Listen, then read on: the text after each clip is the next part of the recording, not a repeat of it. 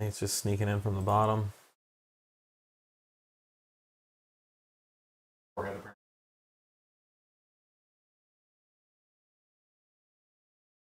Oh, a lot of questions to start with. Yeah.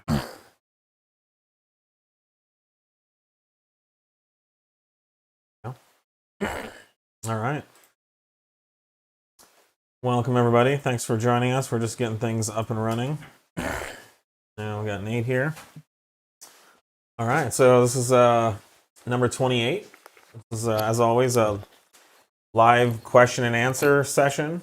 Feel free to ask us anything. Certainly anything automotive and anything 034 Motorsports specifically. Anything about our products, our tuning, about our experience, about, did I say our products? Definitely our products would be good. Anything you'd like to know about the company, frankly. And we like to talk frankly and openly. Kind of a no BS format here. So we have a bunch of questions from last week we're going to get started with. If you don't understand something that we said, feel free to follow up. We have operators standing by live to scan for your questions and follow-ups and feed them in through our high-tech system here. And feel free to Google anything as well. You know, we try to talk about things as technically as needed to get the point out there. And I think a lot of stuff we're talking about are things that I don't hear other people talking about.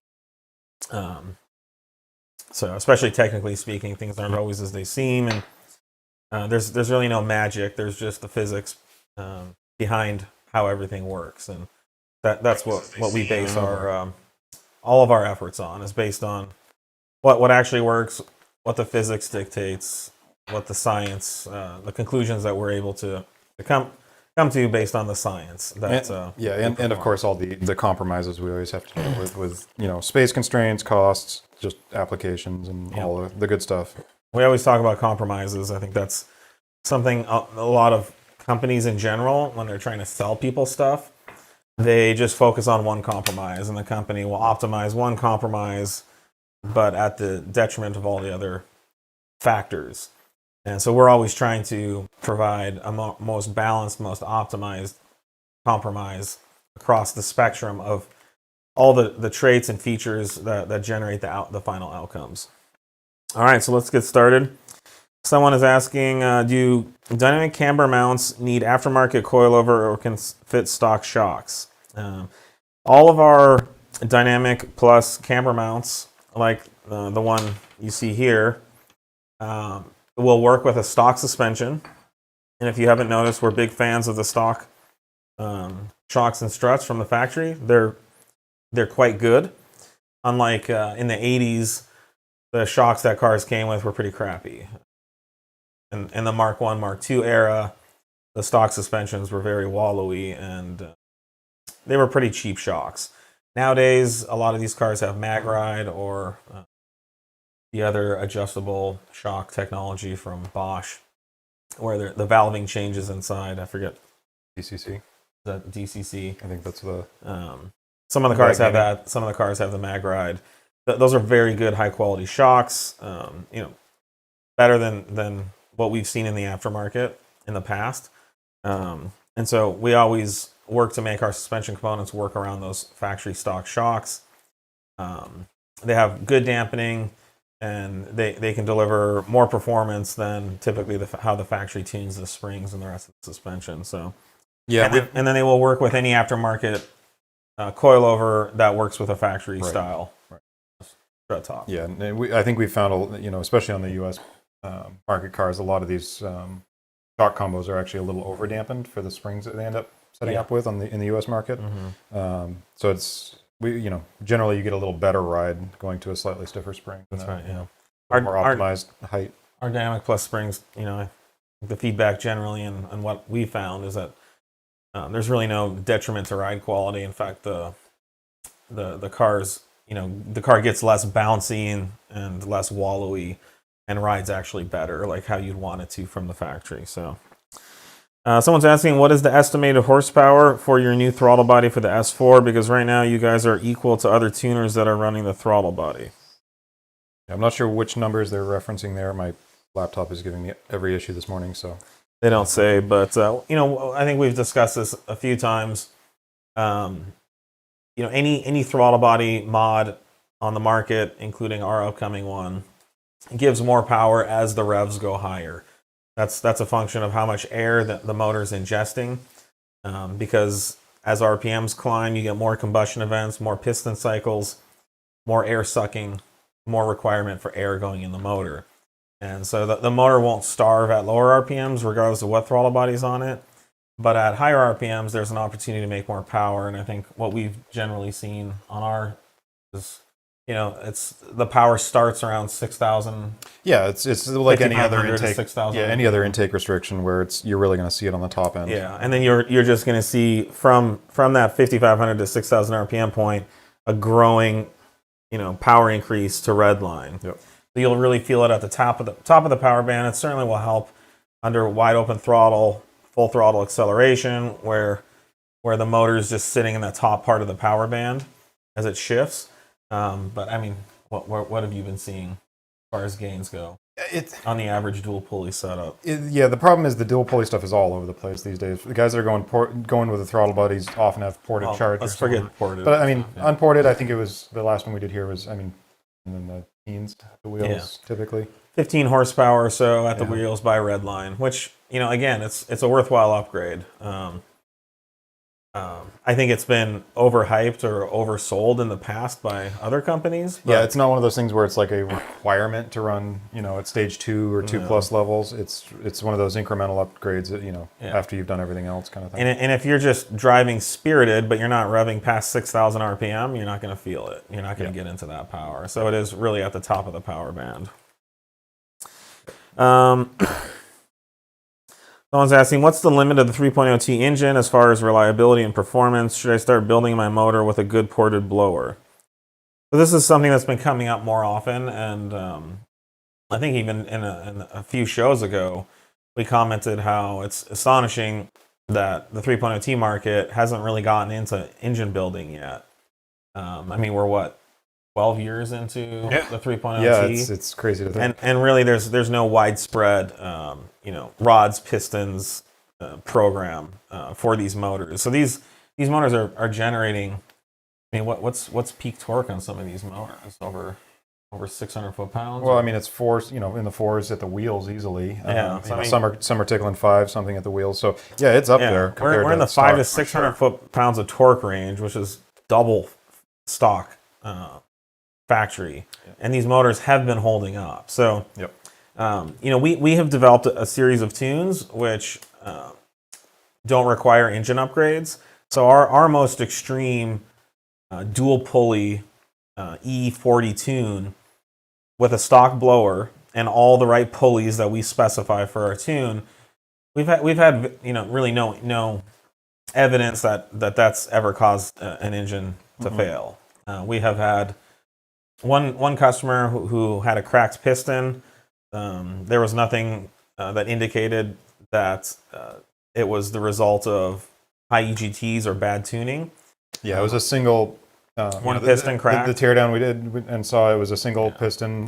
There was no other indications, and there were no indications on that piston either, other than nothing was melted, nothing had gotten a structural failure of the piston itself. Yeah, so it's unfortunate, but when you're running double factory torque, there's a reason why Audi ran 350 foot-pounds of torque and not 600, because the parts in their motor, they can obviously withhold 500-600 foot-pounds of torque across a broad spectrum of cars, but every once in a while there's some tolerances, or that piston just wasn't as forged as well as some of the others. Yep. And 1 out of 6 of the pistons in that motor cracked. I mean, it didn't come in with 3 cracked pistons or anything like that. So, you start getting into the margins of error where you start seeing some of these failures. This is why the factory runs the power they do, because they build a huge at margin. That level, they're literally. I mean, we've talked to factory engineers. They're targeting like 1 or 2 failures per million engines with these cars, And now once you double the torque, what does that drop to? Nobody knows. It could drop to, 5,000 out of a million. Regardless, it skyrockets. But that's a chance you take. Now we're starting to see some customers are running ported blowers with our tunes. We're seeing customers run bigger crank pulleys with our tune. 194 mil crank pulleys, things like that. Yeah, up into the 200s on some of these setups. Yeah. So we've never run those pulleys. Our tune was not developed to run with whatever random pulley that's above 190 millimeters. So you start getting into a situation where our tune will support the additional power, but now the supercharger is producing more torque because it's spinning faster. The supercharger is producing more flow because it's ported, and so the power numbers and the acceleration numbers are going up. That's a good thing. Yeah. But people are at the limit, and so we're seeing customers with what appears to be the head bolts stretching and lifting the head and blowing a head gasket. Yeah, we had a report of this weekend actually. And we have seen very little information. That's the first report we've seen. So we need to clarify. The first time we've seen that. So we're reaching out to those customers to try to get more information to see how we can support them. Yep. But there's nothing wrong with our tune per se. These things aren't happening because of detonation or necessarily. Now, we'll say we don't know for sure because we don't know what ported blower it is, and we don't know how much boost and what pulley. That's all stuff we haven't tested. Yeah, I think that what the point here is, like, a lot of this is outside of our either control or design spec.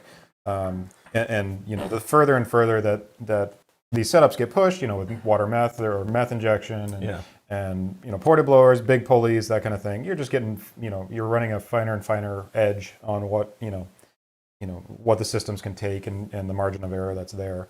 Yeah. So and then ultimately, just material stresses and physical limits that we're going to start bumping into power. And these are cars that are fast. So I mean, they're making a lot of power. These cars are making a lot of power. So there's two ways to go about this. If you don't want to deal with that, you want to keep your motor stock, you don't want to risk the chance of having a failure, great. Go with the base 034 Motorsport recommendations that we offer. Mm-hmm.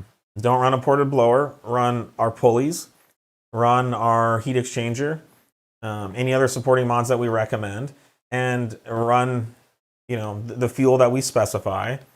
And that's a proven file that we haven't seen any failures with, power related failures. And that's going to be a good, very fast setup. It won't be the fastest in the world, but it will be very fast. And you will have a freaking blast. Well, and that's the thing is, if you're chasing the fastest time, there's a reason it's the fastest time. Yeah, because it takes a lot of effort to get there. So the other option number 2 is go ahead and push things. Go to the track, run the bigger pulleys, port your supercharger, run other fuels if you can, and build your motor. Get rods, get pistons, get head studs, and continue to push the envelope. And I think that's really what I'm excited about, to see the 3.0T market push the envelope. Yep. And we've been working on some hard parts for these motors as well. Yeah. So we've been anticipating this coming, and it appears as of this weekend, we could be in a new era of building 3.0T motors to go faster than anyone ever thought we could before. I mean, you remember like 4 years ago, APR released like the bigger supercharger, and it was slower, and there's been so many hitches and starts, and steps back. Everyone thought that the stock supercharger's maxed out, no one can ever go faster on it. And now tuners like us, literally a second faster in the quarter. A second in the quarter mile, and 100 horsepower more than the big upgraded supercharger that used to be. So this is an exciting time in the 3.0T. A lot of you guys are second owners, third owners. You didn't pay $70,000 for the car, and you can have a blast with it and a good time. So yeah, bang for buck on these things is pretty ridiculous. So I think the future is bright for the 3.0T. It's a very exciting time. We're working on a hard parts program. I'm sure other tuners will be as well. Yep. And we will continue to adapt and build the files as needed to support those higher power outputs. But I think at some point we will have a file that says requires upgraded rods, pistons, and head studs. Yeah, so because you know there's only so much you can do on the factory motor. Yeah, and that step's probably going to come with some other changes. You know, we're going to run 3-bar map sensors, and you know there's some other requirements just to support that high ceiling that people are going to be pushing into. So yeah, the files as they are now, we've run the crap out of them up through our 190 mil pulley that we have on the site. Yeah, I'm running a 179 on our car right now. Our in-house car. Because we needed it for some data collection. Yeah. We're in 11.2 full weight on the thing. So I mean, these cars are fast as it's just stock blower, straight E40 file, our upgraded throttle body. Production file with our big throttle body. That was it. So if you guys have any more questions about that, please let us know. We got to this point with the 2.7 much quicker. I think within 5 years, people were building motors. Yeah, well, the strength of the motor is clearly higher than the older V6s. Yeah, you can't push 600 foot-pounds of torque through a 2.7. You can almost do it once. You can do it a few times, but run after run, pull after pull, DSG cracking out shifts. It's a much different, more robust platform. So it's exciting that we're getting up there, and with the stock supercharger, because upgrading that thing's like at least 10. It's a huge cost, So there's plenty more that we can do, guys. So it's a good thing. And to go with this, there's a question here. Based on your experience, is there an ideal pulley ratio for the best performance to heat generated? Currently, they're on a 183 lower, 57 upper. Thinking about moving to a 189. That really depends on your environment, your car, how well your heat exchanger is working. You've got the pulley. You can get some data. We can feel free to send it our way. We can look at it, and if you've got a bunch of headroom in your fuel system and in your intake temps, then you might see some benefit of bumping up a little bit. But I think our previous record, 10, what was it, a 10, no, what did Russell run? Mid 10.3. 10.3. Was it a 10.3? No, Russell? I guess, yeah, he was a 10.3. Yeah, but that was on like a 184 mil pulley, I think it was, or it was in the 180s. So again, it's not all about pulley ratio. It's about finding that optimized setup that works in how you run, what you run, and how everything's performing. So we've got loggers for you. If you want to get the data, if you don't have our data logger, just hit us up, tuning at 034motorsport.com. Get you set up with that, and then see what we can do. Yeah, I think there's an important message in this question, which is, bigger is not always better. Like harder is not always better.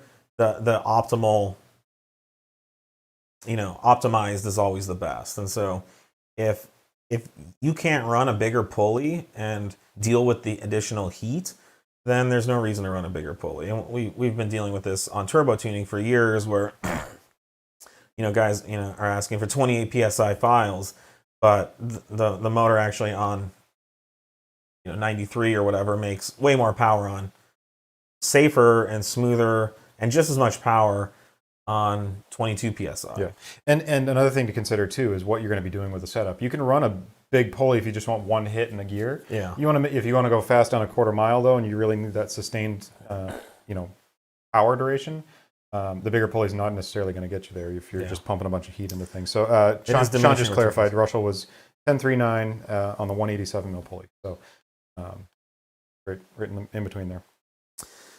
Someone's asking, at what intake temps does your B8, B8.5 tune start to pull timing, 93 octane? This question comes up a lot. There's a lot of misconceptions. It pulls at all of the temperatures. Right. It's a sliding scale depending on temperature. You're going to gain some timing at really cold intake temperatures. You're going to lose it as it increases. It's not a hard cut. There is a temperature safety cut that we have at around 80 degrees C, which will start reducing power, and we'll start dialing things back to try and keep it from hitting unstable or unmanageable intake temps.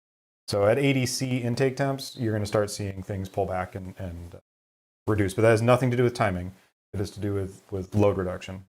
Pulling timing actually induces more heat in it. So we only do that as a function of octane in the fuel and what it. We don't pull timing as a safety measure. Yeah. In that regard. It's possible. I don't know. Would any of the tunes on the market be that simple? But some of the other tuners just not not know how to reprogram all the air temp maps. And Sure, they might not know what it does or why you would do it. You know, these ECUs are very advanced in the way that they're constantly optimizing timing, fuel. This isn't anything that's unique to. I mean, this has been around since the earliest of the first vehicle that had an air temperature sensor. It's there because you need to alter your ignition advance depending on air temperature. Yeah. It's not a. Well, it's not just air. It's not just the air temperature by itself. It's also in relation to other variables as well. There's all these interactions between the different maps. So, it's why human brains don't run ECUs. It requires a computer with a very fast processor because it's a very dynamic. I mean, thousands of times a second the ECU's making adjustments. So, but we can assure you that the ECU is programmed in a way based on the increased loads, the increased boost pressure, the increased RPM range, and all those factors that the ECU is optimized to do that perfectly well. Yep. Someone's asking, what's the minimum engine oil temp you would want before going full throttle on a B8.5? I mean, I'll give my answer. Nate's a little more conservative than me, but I am. Generally, I don't worry too much about this. Now, this is in California where it's really never colder than about 35 degrees. But with modern synthetic oils, they have very good viscosity when they're cold and they operate well. The issue with some of the older technology oils, like going back to the 60s and 70s, where a lot of these norms were, these guidelines were created, like never accelerate in a cold motor. Those oils are so thick and viscous that they don't lubricate the motor properly, so you do need them to heat up. But new synthetic oils do temperatures so much better. So generally I would say, start your car, back out of the driveway and go, and don't stress too much about it. If you want to be careful, I would say wait till you see your coolant gauge needle start moving up a little bit, maybe halfway. And you'll be getting some temp in your oil at that point. But if you want to really be safe, then warm up the motor until it gets normal operating temp, and then go. And they get up to temp really quick. They do within a few minutes. I mean, they're fully thermostatically controlled, electronically now. So they get up to temp pretty fast. And I will typically wait a little more than that. Until at least it's. Then your coolant temp's climbing midway up the gauge to get into it. And it's not just because of oil temp. It's also there's other systems in these cars that need to be up to temp or have some time to come online for things like closed loop fueling, for cam control stuff. All that requires an operating range and operating temperature. Yeah. So. Does my Astronaut gearbox oil need to reach a certain temp before going full throttle? I mean, same thing. I mean. If the ECU lets you do it these days, chances are it's fine to do. Like I know in the R8, the R8 limits RPMs below 6,000 RPM until it gets to a certain temperature. So the car won't even let you rev. Now the R8 that motor can rev over 8,000 RPM. So the forces are more critical, and so Audi has determined. I think isn't the TTRS the same? TTRS and RS too. Yeah. Yep. So. And it depends on we could implement that in the 3 liters and whatnot. It gets a little dicier if it's not an OEM function, because with the reduced limiters you get some shifting weirdness on the automatic trannies. All right, we have some cooking questions here. It says, Javad, it's clear you've mastered the Mexican style taco. Have you dabbled in enchilada construction? I have. I prefer tacos just because you don't have to turn on the oven and do all that. Enchiladas are good, but man, what I love about a taco is, you do a nice meat, let's say like a pulled pork carnitas style, or actually this weekend I did tacos with brisket. I slow roasted and then smoked a brisket till it was falling apart. I made tacos with that, and on one taco I did avocado, lime, and salsa. On the next one I did cheese, sour cream, and some shredded cabbage. With some tapatio, so you can just kind of like do different flavor tacos one at a time. And then, I didn't have to turn on the oven and heat up the house and stuff like that. So And then follow-up question is, if you were to compete on beat Bobby Flay, what would be your signature dish? I love Bobby Flay. I love that show. I'll just say there's no way I could beat Bobby Flay at anything. The guy's a genius and one of the best cooks in the world. But I would say I would go. What's your battle axe? I would go barbecue.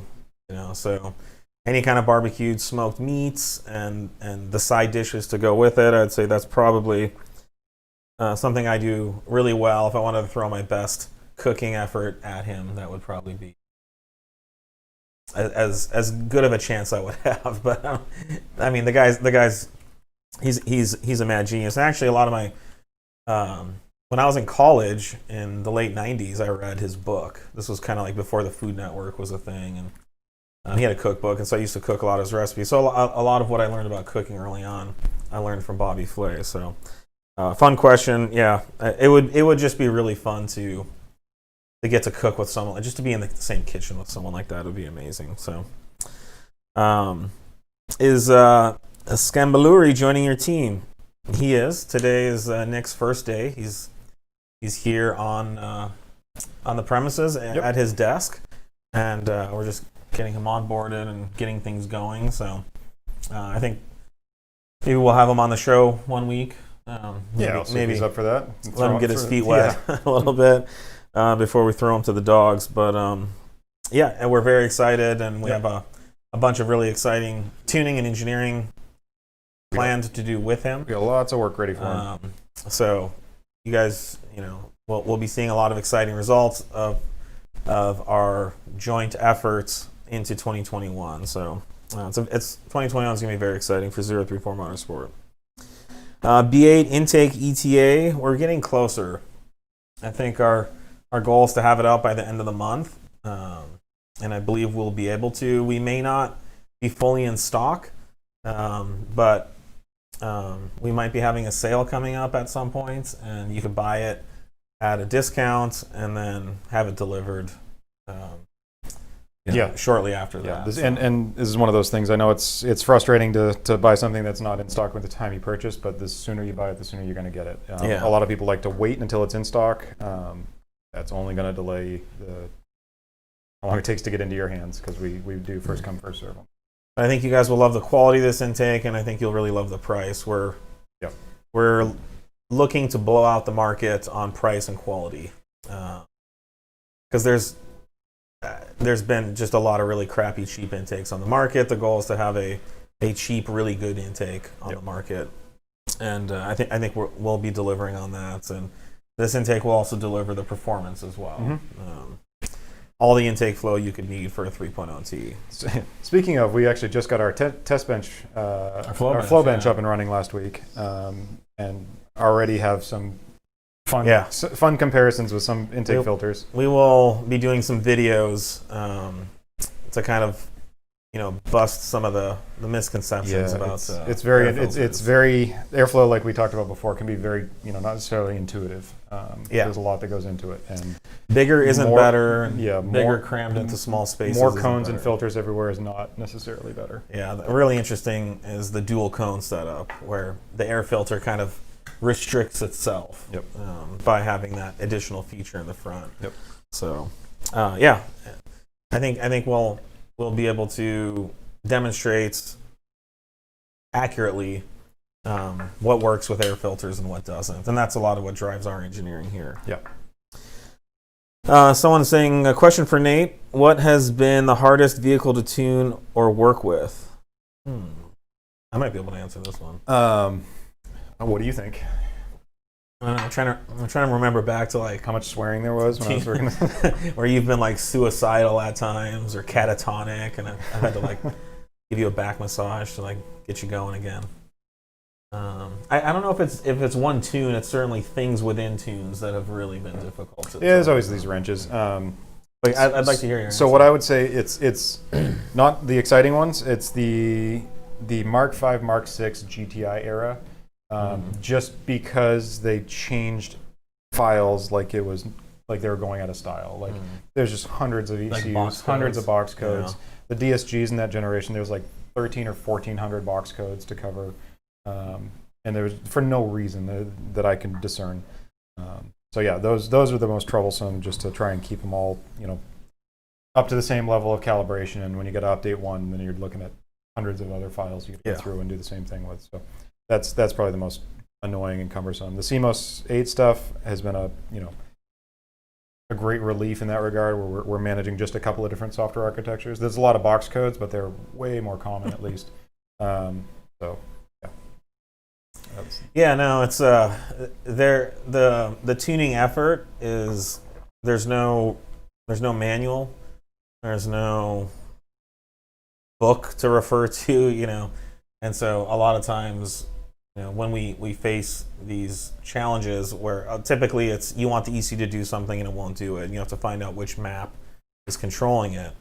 So it's just it can be this ridiculous trial and error effort of changing this, changing that, and just being on the dyno and because you're flying blind essentially, right? On some of these files, and depending on how much information we have to start with, and then there's literally thousands and thousands of these little switches inside the ECU, which are like 1-bit values that can totally change how the ECU operates. It's like you're at the switch control panel and nothing's labeled, and so you're flipping a switch to see did anything happen, and then you flip the next one and you log it, and then eventually you start flipping the right switch. Yeah, and it's not to say we're changed the thing. And it's not to say we're flying. We're producing files flying blind, but that's part of the R&D is finding these aspects of the file that we may need to modify.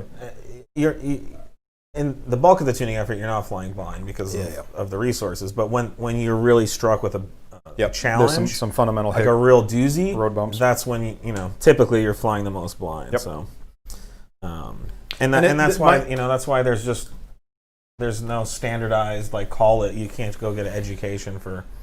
Yeah, this is all reverse engineering. And my struggle, I may be a little too stubborn in this, is a lot of times people will work around this, but just by smashing torque values around and kind of gimmicking the way around it, so the ECU is just happy with whatever, they want to make some amount of boost, but it's not the right amount of torque. But that's why our tunes are so good. But that's also why they take a little longer to come to market too. So. Yeah. The band-aids and the workarounds are minimal and hopefully non-existent. Yeah. Someone's asking, anything new coming for the B9 SQ5? Hey, look at that. Well, we have our upcoming strut tie bar. So this is a 3D printed prototype that has been test fit on a car. So this will be billet aluminum and construction, and it'll look very much like our B9 A4, S4 strut tie bar. It has the same aesthetics. It'll be the same finish and everything. It's just a much bigger version for the bigger SUV platform. And they've got this actually it's really nice. The element that triangulates into the strut bars directly. And the ends are slotted and everything bolts together. It's going to be a gorgeous piece, I think. Anyone with the B9 S5, SQ5. B9 SQ5. Q5 SQ5. Will, I think it'll be a really nice addition. And it is much stiffer than the factory, which are very thin tubes that can flex more. So we're in the process of beginning the manufacturing process for these. So I would say we should be able to release something in maybe March or April of next year. But we've got testing and all that. Keep your eyes out for this. We also have a really cool setup. Strut tie bar setup coming for the B8 SQ5, and we're working on B8 and B9 SQ5. Somebody just asked about the B8. Yep. Yeah, we're also doing X34 intakes for those as well. So we have a lot of products we're cranking on with our new expanded engineering staff, and it's very nice to see these products accelerating. Yeah, we've had such a backlog of stuff we wanted to do, and we finally we're getting some people here that are just cranking stuff out. Yeah, like savages. Yeah, because this is all one of our new guys, Kelton, pretty much. Yeah, I mean this has been in our engineering concept queue for 6 months, and Kelton, hopped on this and got this done in a week. So exciting time at 034 Motorsport. C7.5 remote flash ETA. I know we're working on it. We are actively working on it. I'm hoping to have a little ETA. more progress on that in the next weeks. But yeah, we don't have an ETA yet. But it's coming, so hang in there. There's always TikTok. Yep. Why have you not released the 4.0 T-mounts yet? Good question. We discussed this in detail, I believe, last week or the week before. But we received our production samples, and there was something wrong with the mount where we are not willing to move forward with it yet. So we have to rework some of the mold. We're going back and addressing the issue so that this mount will be the best performing, most reliable mount on the market. The last thing we want to do is release a product that isn't 110% what it should be. And even with our stringent engineering standards, we still don't always get it right. Either does Audi or Apple. This is also part of the reason we're the testing takes time. I mean, yeah. These are not small, simple to make parts. These take tooling and molds and some investment to get these products made. And thanks to this format, we're talking about it every week. So you guys are actually hearing about this stuff. Our goal is to be open and transparent with you guys, not to piss everyone off and to get too antsy, but hang in there a little longer. We appreciate it, but we do want to release, and we will release the best product possible. Will ZF8 feature ignition cut? Is it possible, advantageous with a torque converter? It's something I'm working on. I don't have an ETA on that one yet. There's a lot of coordination that has to happen with the ECU and TCU to get these launches working correctly. So hang tight. I don't have info on that, or I don't have a good answer for that yet until I do some more testing. Yeah, that definitely requires testing. Hull decks tuning, same thing. It's something we want to work on. Yep, we're getting more people now. We can start with pushing our that further. Increased engineering staff. This is definitely something we can do now. Yep. E40 tune for the MQB 2.0T. We've been talking extensively about that. Look for that in 2021. Yep. When can we expect a B9 3.0T P34? We are working on it. We don't have a date yet, but I'd say definitely in 2021. Guys, keep in mind, we will probably release over 100 products in 2021. So there's a lot of exciting products coming. We've released 20 some products just in the last 2 weeks. Yeah. So there's a lot going on at 034 Motorsport. We have a lot coming out. Yep. Hopefully you guys recognize and understand that we are one company in the Volkswagen Audi aftermarket that's investing, I think, more than anyone else. I think we're in fact, some of our competitors are divesting right now and pulling out of the market. We're jumping in with both feet in hardware and tuning. Internally across the board, we're expanding our manufacturing capabilities, our shipping department. We're upgrading all our shipping systems. It's all the fun stuff like the MRP systems, the accounting systems. We just increased our inventory by 50%. That's no small thing. Inventory. Yeah, so it's a big investment. So we're diving deep into the Volkswagen Audi market. I guess Cheryl Sandberg would say we're leaning in, but we're doing more than leaning in. I think we're getting sloppy. But we're very excited to be investing in this market, and I know all of us here are just so thrilled. We're essentially living out our dreams. Yeah. Every day, coming into work, doing all the things that we've always wanted to do, and haven't had the resources to do. And this is ultimately all enabled by our MP partnership that we're a year into now. It's been an incredible experience partnering with them. They have left us to do what we do best and given us the money and resources to do it. We've never been micromanaged once. And so I think it's kind of the best case scenario. You hear about some of these big companies acquiring smaller companies and kind of ruining them. Yeah. And in this case, what I always sought out was a situation where, this is the situation that I always sought out, that I could sell the company to a bigger company that I could stay on and continue to run it, and that they would trust in me and the staff here to grow and build it and do more with it than we had ever been able to do on our own. And so it's really kind of a dream scenario for us, and it's actually been better than I anticipated. Yeah, no, it's been yeah. No negatives, all positives. I think whenever people hear about a company being sold, they immediately assume that it's going to be bad, that they're going to cut costs, that they're going to they're going to lay a bunch of staff off, and it's actually been the opposite. So we're up over 10. Our staff has grown essentially 15% since the acquisition, and our inventory is almost doubled.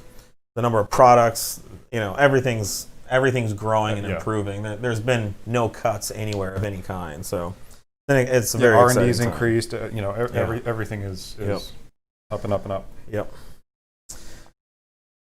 Do hood vents work? Well, it depends. There's no such thing as a hood vent. There's no such thing as a hood vent that, a hood vent is technically speaking, an opening in the hood that allows air to pass through it, typically from the outside into the inside of the engine compartment. It's one of these questions that's impossible to answer without some more information around it. There can be some. It depends where the vent is, how the vent's oriented, what type of vent it is. There's high and low pressure zones all over the front of the car. I mean, there's a plenty of hood vents that do nothing, which is probably what most people see. There's some that probably do the opposite of what you think. Where you're actually pushing air in versus letting it out. And sometimes you do want to push it in, but sometimes you don't. Usually hood vents are for looks. Typically NACA ducts work if they're put in the right spot. So they need to have a high velocity air going across the NACA duct. And then there's the vents that work the best are these hood vents that isolate the radiator from the engine compartment. And you see this on race cars. You see it on some kind of hyper supercar type cars. Yeah, it's like a laid over V configuration for the heat exchangers. The radiator is typically laid down like this in the front, and air comes into the radiator and goes straight out the hood. So you keep all that heat out of the engine compartment, and you can also use it as an aerodynamic effect too, because it generates downforce as air passes over it. So it'll either be either the radiator itself or the intercooler, or you'll have some cooling. I want to say the Ford F40. I don't know. The GT40 I think has that. I mean, the TCRS VLN car. Yeah, the TCR. Yeah, the TCR cars do Golfs. it. They do it with the intercooler. Yep. So there's a lot of good hood venting, but just like anything aerodynamic, you can't just half-ass it. You can't just guess.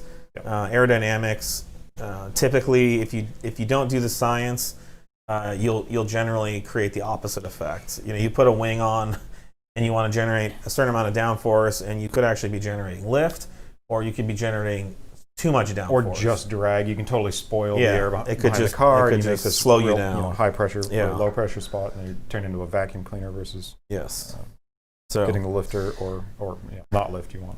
Yeah. So I would say generally stay away from them stay away from aerodynamic mods unless you know what you're doing or it's a proven modification. Yeah, and you have the facilities to test it and what you're. Someone's asking, will you venture into the BMW market, include current and later gen Mini Coopers? Not currently. The Mini Cooper, though they're made by BMW, it's really its own market. It's certainly something we're looking to in the future. We've talked about this a little bit, like with the the Supras and stuff too that are out now, where it's very BMW heavy, but it's not a BMW. So it's kind of its own market. Yeah. I mean, again, we have to do one thing at a time with BMW, and so we'll be jumping into a couple select applications and starting from there. We'll make a lot of progress on that in 2021. Yep. Any plans for a black heat exchanger? I mean, we've been asked about this. We had a customer recently paint his with some black radiator paint, and it turned out really nice. And he did a good job of stenciling the 034 logo. Honestly, I would just recommend doing that if that's what you want. I don't know, man. I mean, if people would rather have black than silver, it's one of these things that's all over the map. Is some people want to be stealth and hide it. Some people really want to show off their heat exchanger. So it goes both ways. And I mean, we could offer 2 versions, but so far there hasn't been that many requests. And it's a lot easier to make it black versus taking black off. So yeah, no, I mean you can go to any auto parts store and they sell black radiator paints. It's a special thin type of paint. And that's a good point. Is don't use regular spray paint. Don't coat the thing in Plastidip. Yeah, I mean I think you could just take normal high temp enamel and just lightly dust it, and it probably wouldn't make any difference. But they do make special radiator paint for that, which goes on thinner and still allows the conduction of heat. So. Let's see. On the B8.5, why can you generate more horsepower torque from the E40 Stage 2 Plus tune versus the Stage 2 Plus 100 octane tune? Doesn't E40 have the equivalent octane less than 100? It's a little more than just octane of those. Yeah. Although I don't know. I don't know what the actual octane in E40 is. On E40, it's more. It just comes down to the way it performs in the cylinder itself under compression. It's got a little more media to it, fuel media to it, so you get a little cooler charge, temperatures. And it has water in it. Yeah, and it seems to perform over what what an equivalent gasoline octane would perform to, and everything that we've tested. The thing about octane is, this is readily available information on the internet, but octane, among other things, relates to the volatility of a fuel. And actually, it's sort of counterintuitive.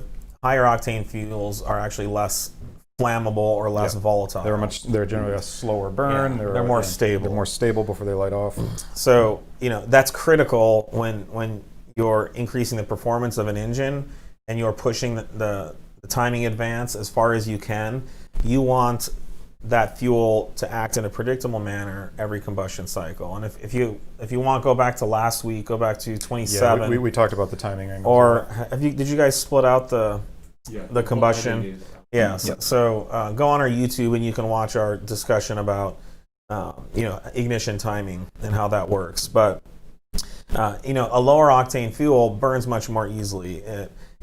When you begin to compress it, one cycle it could detonate, the next cycle it might not. There's a much broader range of what triggers the combustion process. Yeah. But higher octane fuels are harder to light and more stable. So when they do it more reliably and predictably, and that's really what you want. Yeah. And so I don't know what the actual octane rating of E40 is, but it does appear to be more stable than 100 octane, and that's really what drives the ability to make more power with it. Yep, and it comes down to also, we have like 104 octane files. That's done on Sunoco GT260 Plus, which also performs a little better than just some other 104 or equivalent octane fuels out there. So the fuel octane rating can be, it's not the be all end all of how it actually performs. Right. Let's see. What's the best way to keep up to date when there are changes to tune files? We get this every week. We when there's a big release, we are emailing out to our customer group, and if we have your information for a given tune, we are doing our best to email that information. So the ZF8 has not had an update at this point. We're emailing out, so that's why there hasn't been any news on that. Yet. Moving forward, we're working on. We have a database of customers who bought different tunes, and we can email those customers with update news. And so I believe we've committed to doing that moving forward, and we've even done it recently. So, and then as always, you can log into your flashing account whenever you want and look for any new changes or updates there as well. Yep. What do you think is the next step for the B8S4 as far as power goes? I've got everything you can essentially do power-wise with your tunes and bolt-ons besides methanol. I know the fuel system is what's holding it back. Just wondering if anything is in the works. We do have some stuff in the works. I don't know if we're ready to talk about it yet. I mean, we're not, but we've generally been very good about talking about things way before they're out. In some cases, recently, it's bit us in the butt. Yep. as we have competitors jumping on those ideas even before we might necessarily get them to market. That's fine, you know. I mean, it is what it is. But there is an exciting product we're working on for the 3.0T that we will release more information about next year. Yep. But if you go back to the beginning of this episode, you know, we are discussing running more boost, more aggressive porting, and the need for rods, pistons, and head studs. Yeah, And so so there's going to be some more supporting stuff. I think coming down the pipeline. that's really where things are heading.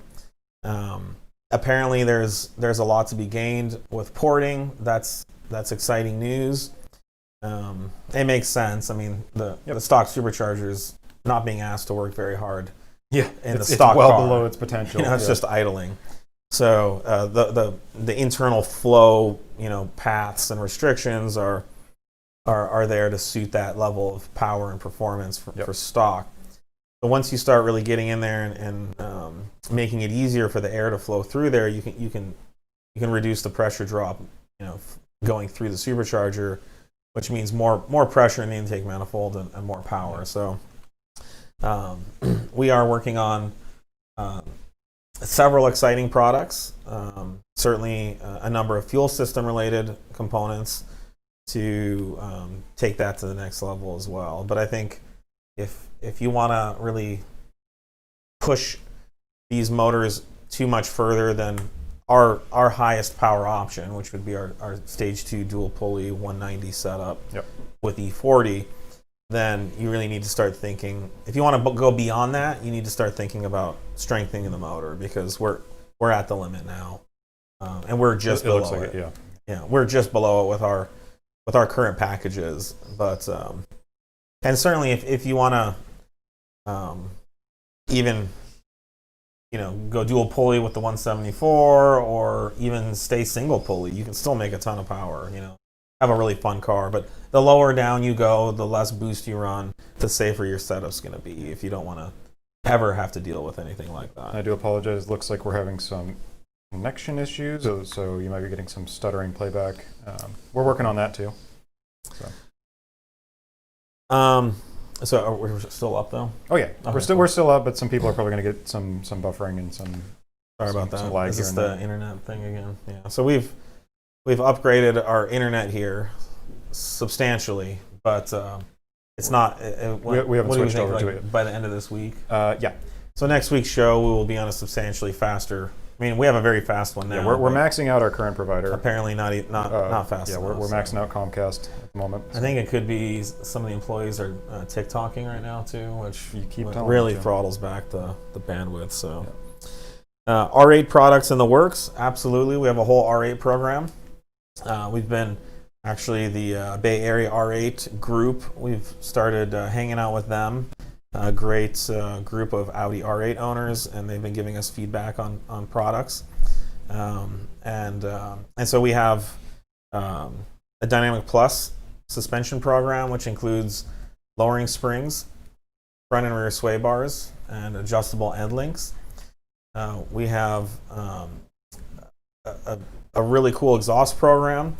So for each application, we will have two separate exhaust versions. One will be a fully divorced system, and one will be a Siamese X pipe style system.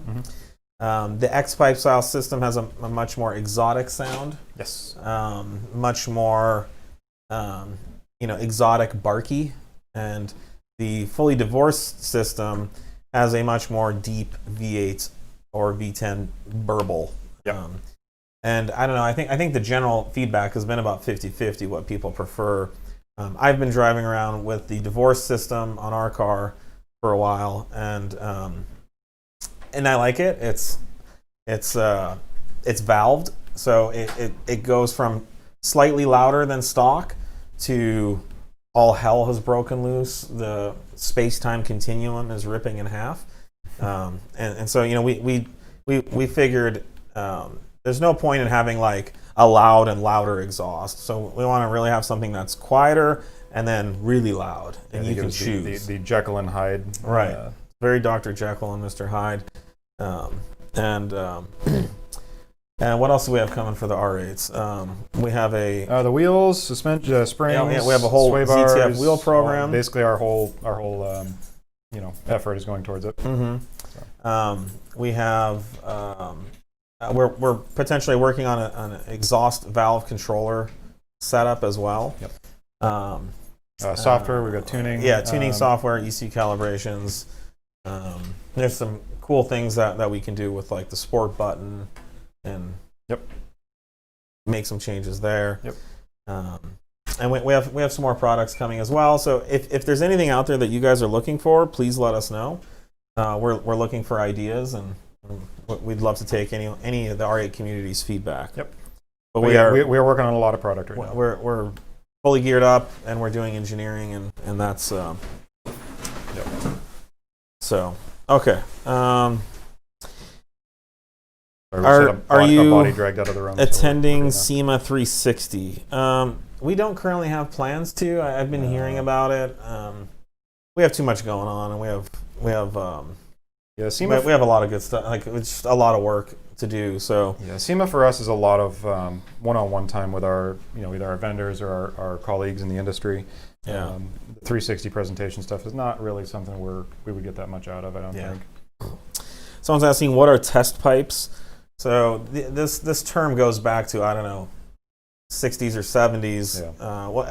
Whenever the catalytic converters first started coming out, and catalytic converters have come a long ways, but they used to be really unreliable and they would melt a lot. Yep. And so there were certain situations where a customer would come in and say, my car's not running right. And so you would pull the catalytic converter out and you would put in a test pipe. So it was just a pipe that eliminated the catalytic converter as a variable in how the car runs. Yep. And then you would be able to test the car without that in there. And if the car all of a sudden ran well, then you knew that it was the catalytic converter because you were able to isolate that variable. Yeah, they're tough to diagnose. The bricks, some you can't see through, or it's around some bends. They could melt in the inside. They're hard to isolate without a lot of measurements around. So people inevitably figured out that the car makes a lot more power with a test pipe on it. So that's where the term test pipe came from. But a test pipe is any time you're replacing the catalytic converter with a straight piece of pipe, essentially. Now, there are people who hollow out catalytic converters. That's generally not preferred.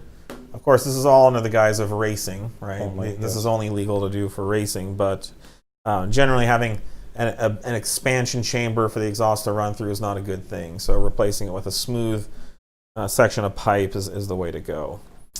Rear MQB Tiguan sway bar. I don't know. We should put that on the list. That's not something we. That's not on our list right now. The Tiguan stuff. Yeah, it's. I mean, they're selling a ton of them. Yeah, they're selling a bunch of them. They're not necessarily a high adoption on the mod stuff, but we can certainly look into it. It may not be. Hey, Mark, write that down. Yeah, Mark, you got that? I think we're running out of time. We got a minute left. Good morning. How much of a difference do the Dynamic Plus sway bars make front and rear on ride quality in the B9 RS5? Not too much on ride quality. Generally, sway bars don't affect ride quality very much. Nowhere near as much as like a full spring fit or something. They completely transform the handling. So the only time you will experience any change in ride quality is when you have one wheel trying to do something more than the other. So you're driving down the freeway and there's a bump on the left side of the lane and you hit that. The sway bar is going to reduce the independent way that each wheel or suspension corner can react. But that's a very hard to notice effect, and I mean, if you'd have to be in a really perfect situation. Yeah, if your drive, if your drive to work has like a whole section of road with bumps on one side of the road, then you might notice it. But typically, you're hitting things, in straight on. You're taking it over both, which the sway bar doesn't come into play with. This is what's so great about sway bars. They're typically a no compromise upgrade where you get the benefit of handling with no additional harshness or ride stiffness or anything like that. We need to start wrapping up here. All right, we're guys. going to get cut off. All right, well, thanks again for joining us. I think we got to almost all the questions. There was a question about what 99 RON in the UK. That's just Google it. There's a lot of converters online to work that out. And it sounds like the Golf R rear sway bar, our Golf R rear sway bar fits the Tiguan. Sounds like it. So we'll confirm that. We'll confirm that. But thanks again, guys. We'll see you next week. Appreciate you joining.